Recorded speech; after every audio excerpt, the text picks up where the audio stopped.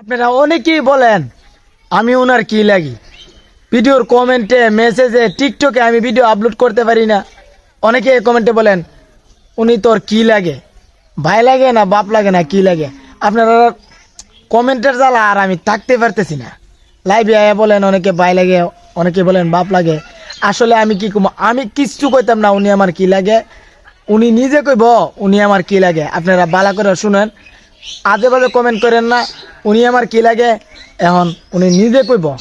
On কোনছেন আপনারা যে আজে বাজে কমেন্ট করে কোন উনি আমার কি লাগে, আসলে ও আমার ছেলে, অন্য কোনো ইয়ে নাই। আমরা ভিডিও বানাই। ভিডিও বানাই আপনারা আনন্দ দিবার লাগি ফা ফায়ে ভাই ডাক্কাতে আমি ডাক্কাতে আপনারা তুমি আনন্দ পাই।